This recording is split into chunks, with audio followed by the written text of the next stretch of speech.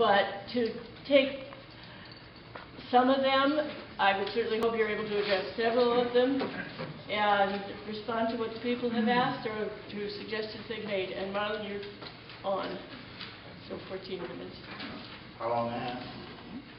How long do I have? 14 minutes. 14 minutes, okay. I'll give you one chime at 10 minutes and then two at 14. Right, thanks. I want to first begin by thanking everybody for showing up. This is maybe the most well-attended forum that has been done in this mayoral campaign. So I want to thank you for showing up. I want to thank Occupy Albany for embarking on this course. When I connected with Occupy Albany months ago to try to create this venue, I was hoping for something like this to happen. So I'm glad. I want to thank my friend Daniel and the young lady here for cooperating with me on this, to create this happen. This is what we need in the city of Albany to advance the process. Open forums and open debate so we can address the issues and talk truth. As you know, I'm the independent candidate for mayor, and I've been listening with great intent to many of the issues raised here, because most of the things that people have said are what I am running on, what I've been speaking on since I first embarked upon this journey towards the mayor's office. Because most of the issues that people have spoken about today are interconnected. And the foundation of those issues is the employment issue in the city of Albany. And as a mayoral candidate, I've said for day one to the individuals I've spoken to, the thousands of people that I've petitioned, that jobs is my main priority, is my foundation to improve this city. Because without jobs, you can't have quality of life, you can't maintain rental and building statuses, you can't do anything. We have to have jobs. And when we have a city where we have virtually a business gold mine that is untapped due to the failed status of our marketing procedures. The gentleman spoke about signage about Albany means business. He hit the nail on the head. Albany should mean business. I have a plan that's called the Gateway Program, which I have been advocating, that will create jobs in the city of Albany. The young lady spoke earlier about how when she's looking to find things in the city of Albany, she has to go to every other community. If you go to those communities, they have no employment issues. They have no resources. We're talking about communities like Gilder. We're talking about communities like Colony. They have no issues at all with employment or resources because they're all there. Why aren't they in the city of Albany? And why can't we have those in the city of Albany? My Gateway program will create the same level of resource and opportunity for employment in the city of Albany that you find in Gilder, that you find in Calhoun.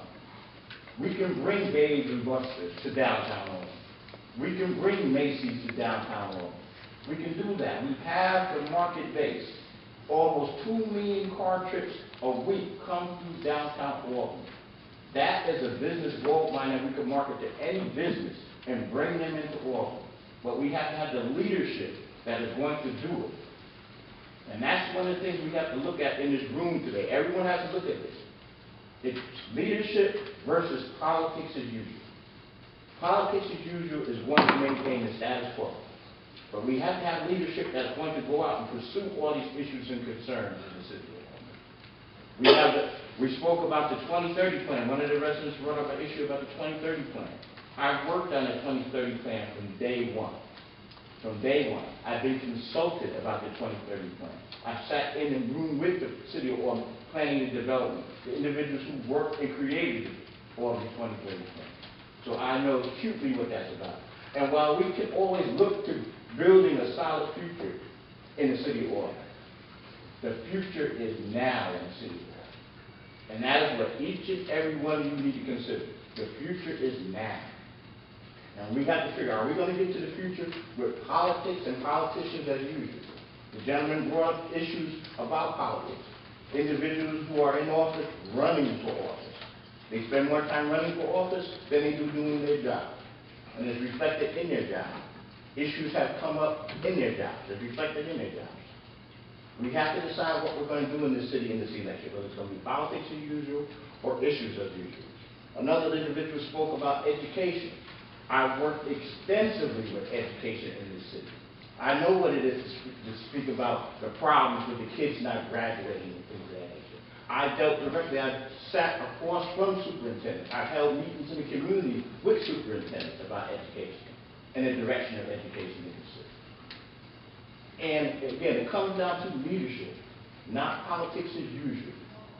And we have to make that decision here. But the plans and the solutions can be had, but the foundation has to be leadership and a will to work for the people. We have issues in here that we speak of every day. They're so intertwined, it's amazing. Again, like I said, I could go down the line by line. Each question that's been asked, they're all intertwined. One issue leads into another. You hear the young lady speaking about the issues with the youth. You hear the other individuals speaking about the issue about no jobs in the urban community, in the community of color. They're all intertwined. And it all comes down to who is going to lead that effort. And you have to address it, whether it's going to be politics as usual, because I can stand up here and give you a political spiel, and you're going to hear a few political spiels tonight. But it comes down to what are you going to do, and who are you going to trust to do it. I can stand up here and say that the issues that have been raised here, issues of education, issues of community development, issues of jobs, issues of community safety, issues of police-community relations. I've worked on these issues. I've been working on these issues. I didn't just appear out of the blue at election time and decide that, hey, here I am, this is what I'm going to do, this is how I'm going to do it. I'm doing it and have done it. That's the difference between me and my opponents.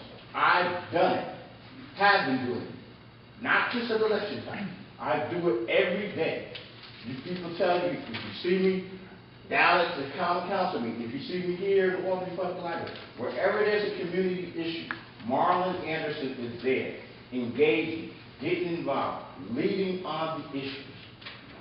And with all these concerns that have been raised this evening, it is clear that we need somebody in City Hall who is actually going to engage and address these issues. Not just give a political spiel, not just be a politician as usual. And that is the question you have to ask yourself. You have raised all these valid concerns, and they're all intertwined. The answers are quite simple. They need leadership. They need somebody that you can trust to address them. Because you can raise a million concerns, but you have to understand, a politician is not going to hear them. They may tell you they're going to hear. They may tell you a whole giant plan, oh, I'm going to do this, or I'm going to do that. But the fact is, the rhetoric of the politician very rarely matches the reality of their actions. And that's what needs to be understood as we go out and try to choose the mayor in the city of Albany. That's one of the reasons why I pushed for events like this way back in the process before petitioning was even begun. Because politics is ruling the day in the city. That is why there is no media representatives here this evening. Because they do not want to see things like this going on. They want to present you an image that progress is being had, that change is being made, but what they are doing is pushing to maintain the status quo. Marlon, I really do appreciate that point of view, but I would like to ask you to, if it was our intentions for you to really address specifically some of these people that brought up. Well, again, they are. I know you did at the beginning with the housing. Well, again, they are also intertwined. The majority of the issues is about the foundation of jobs in the city of Albany. We need to create jobs. If we do not create jobs, we do not create revenue.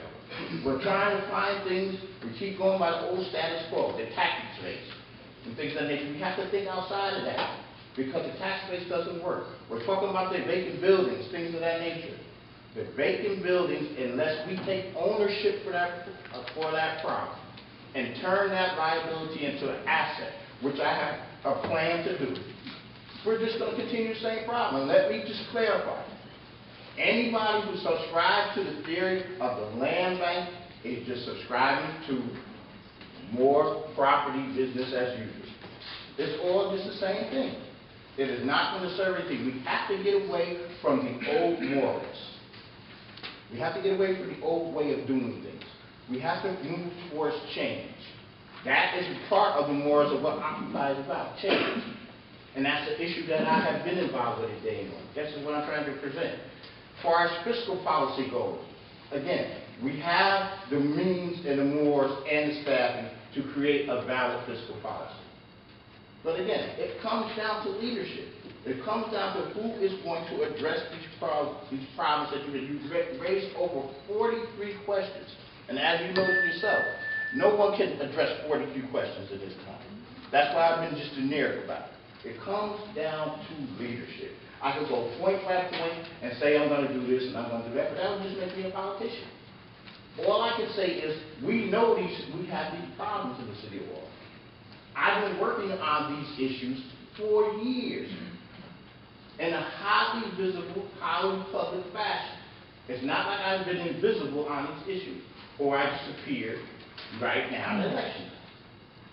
We have to be real about what we're going to do in this city about the issues that are plaguing the city. And we have to decide where we're going to invest our trust and where we're going to invest our vote. And it's that simple. If you're going to continue with politics as usual, you're going to have politics. But if you strike a blow for change, real change, then you will get the change that you desire. But that's the only way it's going to happen. There's so many issues you can run down the board all day. But one thing I do want to touch on, the lady that was talking about educational center in downtown Albany, I have been pushing with the Albany City School District to create what's really needed in the city of Albany, and that is satellite education centers in the communities. Because with the failing education, with our kids not graduating from school, it's clear that they need extracurricular help and service that needs to rise to that level. We need a satellite education service in Arville, West Hill, and we need one in downtown South Hill. So when kids get out of school, if they need help, they can go there and find a tool. If they need a computer, they can go there and use a computer. The school day needs to be all day. They need to have access to those resources. But again, if we continue by finding politicians as usual, those resources will not be had. We've already had the example of politicians coming up with ludicrous ideas like aquariums, jumping into bed before they're even in office with developers, to develop ideas, sweetheart developers, before they're even in office. So that's going to tell you what they're going to do when they get in office. They're going to jump fully in the pool with the developers. We need people who are going to step up and work to help the community. It is so sad I hear all these issues. I mean, if you go down the line, mental health programs. Why is it that we have mental health issues? Why is it that a person goes into the system, gets help, comes out into the system, and 6 months later has to go back into the system and get the same help they got 6 months ago? Why is it we can't create a system that when you come in the system, you get everything you need, you come out the system, you're adequately monitored so you don't recidivate back into the behavior that brought you to the system in the first place? We can do these things. But again, it comes down to leadership. And that's what I'm offering you in City Hall. Real, uncompromised leadership. The type of leadership that they fear so much that they had to take off the Democratic ballot. I'm the only candidate standing before you that's been actively worked against to be taken off the Democratic ballot, to be taken out of the mix. The only candidate, and you need to ask yourself, why? Why would they work against him? And the answer is clear, because I'm the only candidate that represents the change that you're looking for, the leadership that you're looking for. Again, like I said, you can go down this list, but they're so intertwined. You're worrying about the garbage in the future. I've advocated for a regional waste center. I want to create a regional waste center because, again, that will create jobs, real jobs. We can't continue to operate on the pie in the sky. Thank you, Marlon. Which is the high tech. But again, I Thank you. offer you my leadership, and if you vote for me for mayor,